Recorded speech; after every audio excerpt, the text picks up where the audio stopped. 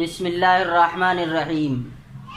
تیمم کا بیان، یعنی کہ کل جو ذکر کیے گئے تھے تیمم کے سلسلے میں، ان چیزوں کو بیان کیا گیا تھا جو تیمم کے اندر جن چیزوں کا ہونا ضروری ہے، یعنی کہ تیمم کرنے سے پہلے جو چیزیں ضروری ہوتی ہیں ان چیزوں کا یہاں پہ ذکر کیا گیا تھا کہ تیمم کس طریقے سے کیا جائے گا، تیمم کب جائز ہوتا ہے، اور پانی نہ ملے تب تیمم کیا جائے گا، تو تب پانی تو آج کل ہر جگہ موجود ہے، تو اس کو کہاں ہم تلاش کریں کہ اس طریقے سے کیا ہے کیا نہیں، وہی میل اور 2 میل کیا بتایا گیا تھا، ان تمام چیزوں کا ذکر کیا گیا تھا۔ لیکن اب یہاں پہ تیمم کے فرائض کے بارے میں بات کی جا رہی ہے کہ سوال کیا ہے کہ تیمم میں فرض کتنے ہیں، یعنی کہ جس طریقے سے وضو اور غسل کے اندر فرائض ہوتے ہیں کیا تیمم میں بھی فرض ہوتے ہیں، تو اسی کا جواب دیا جا رہا ہے کہ ہاں تیمم میں 3 فرض ہیں۔ کتنے ہیں؟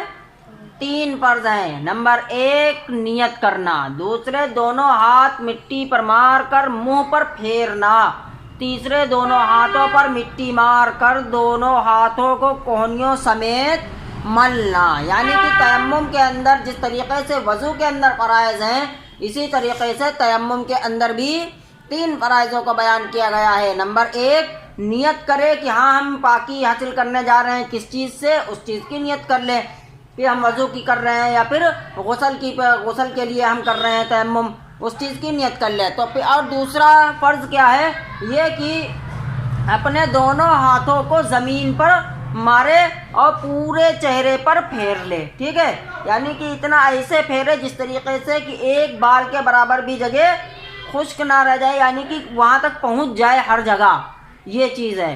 اور تیسرے نمبر پر کیا ہے، تیسرے نمبر پر کہ تیسرے دونوں ہاتھ مٹی پر مار کر کوہنیوں سمیت ان کو ملنا، یعنی اس طریقے سے پورا یوں ملنا، ٹھیک ہے۔ یہ آپ کا 3 فرائض یہاں پہ ذکر کر دیے گئے۔ اب سوال یہاں پہ دوسرا قائم کیا جا رہا ہے کہ وضو اور غسل دونوں کا تیمم جائز ہے یا صرف وضو کا ہی ہوتا ہے، یعنی کہ یہاں پہ سوال یہ ہے کہ جس طریقے سے ہم وضو کا تیمم کر رہے ہیں کیا غسل کا بھی ہوتا ہے یا صرف وضو ہی کا ہی تیمم ہوتا ہے، تو اسی کا جواب دیا جا رہا ہے کہ دونوں کا تیمم جائز ہے، چاہے آپ وضو کے لیے کریں یا پھر آپ غسل کے لیے کریں، دونوں چیزوں کے لیے تیمم جائز ہے۔ اب سوال ہو رہا ہے کہ کن چیزوں پر تیمم کرنا جائز ہے، یعنی کہ وہ کون کون سی چیزیں ہیں جن کے ذریعے ہم تیمم کر سکتے ہیں۔ جواب دیا جا رہا ہے پاک مٹی اور ریت اور پتھر اور چونا اور مٹی کے کچے یا پکے برتن جن پر روغن نہ ہو، یعنی ان کے اوپر چکناہٹ نہ ہو، اور مٹی کی کچی یا پکی اینٹیں اور مٹی یا اینٹوں یا پتھر یا چونے کی دیوار اور گیرو اور ملتانی پر تیمم کرنا جائز ہے۔ اسی طرح پاک غبار پر بھی تیمم کرنا جائز ہے، یعنی جو چیزیں یہاں پہ ذکر کی گئی ہیں ان تمام چیزوں پر آپ تیمم کر سکتے ہیں۔ اور پاک غبار کا مطلب کیا ہے؟ پاک غبار کا مطلب یہ ہے کہ جیسے کہ ہماری یہ کھڑکیاں کھلی ہیں، ٹھیک ہے، کئی دن ہو گئے یہ کھلی ہی رہی اور راستے سے سواریاں نکل رہی ہیں، گاڑیاں نکل رہی ہیں تو دھول آ رہی ہے اور ہماری اس دیوار کے اوپر پڑ گئی اور اتنی ہو گئی ہے کہ ہم اس کو یوں اس طریقے سے کریں تو ہمارے ہاتھ میں آ رہی ہے، تو وہ پاک اگر غبار ہے، یعنی کہ پاک غبار ہے تو اس کو ہم اس طریقے سے اس کو تیمم کے لیے استعمال کر سکتے ہیں۔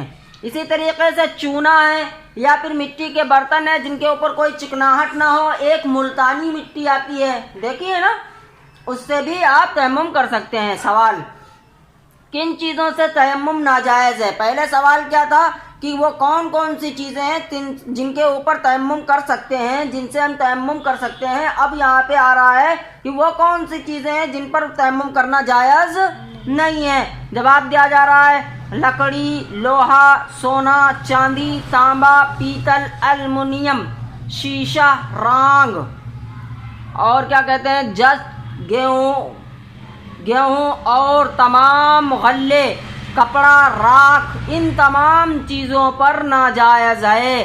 یوں سمجھو کہ جو چیزیں آگ میں پگھل جاتی ہیں یا جل کر راکھ ہو جاتی ہیں ان پر تیمم جائز نہیں ہے. یعنی کہ ایسی چیزیں جن کو آگ کے اندر ڈال دیا جائے تو وہ پگھل جائیں یا پھر راکھ ہو جائیں تو ان تمام چیزوں پر جائز نہیں ہے، کیونکہ ان کے اوصاف بدل جائیں گے. جس طریقے سے اس میں بتایا تھا نا، کون سا پانی جس کے اندر نجاست گر جائے یا کوئی ایسی چیز جیسے صابن یا کیا کہتے ہیں زعفران وغیرہ گر جائے تو اس میں ہمارا وضو ہوگا کہ نہیں ہوگا.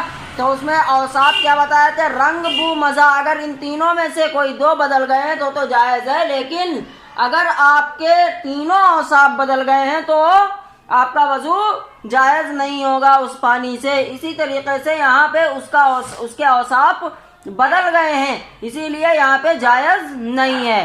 سوال: پتھر یا چونے یا اینٹوں کی دیوار پر غبار نہ ہو تو تیمم جائز ہوگا یا نہیں ہوگا؟ یعنی کہ یہاں پہ کہہ رہے ہیں کہ پتھر یا چونے یا اینٹوں کی دیوار پر پتھر وغیرہ لگا ہوا ہے، اس کے اوپر غبار نہیں ہے، یا اینٹ کی دیوار ہے اس کے اوپر غبار نہیں ہے، تو اب ہم یوں ہی ایسے کرنا چاہتے ہیں تو کیا ہو جائے گا تیمم؟ تو جواب دے رہے ہیں جن چیزوں پر ہم نے تیمم جائز بتایا ہے ان پر غبار ہونے کی شرط نہیں ہے. یعنی کہ جو چیزیں یہاں پہ ذکر کی گئی ہیں کہ مٹی اور پاک ریت اور پتھر، چونا، مٹی کے کچے یا پکے برتن جن پر روغن نہ ہو، اور مٹی کے کچی یا پکی اینٹیں، اور مٹی یا اینٹوں یا پتھروں کے اوپر جو چونے کی دیوار ہوتی ہے ان پر، یعنی جو چیزیں ابھی پیچھے بتائی گئی ہیں ان پر کوئی یہ شرط نہیں ہے کہ ان کے اوپر غبار ہو ہی.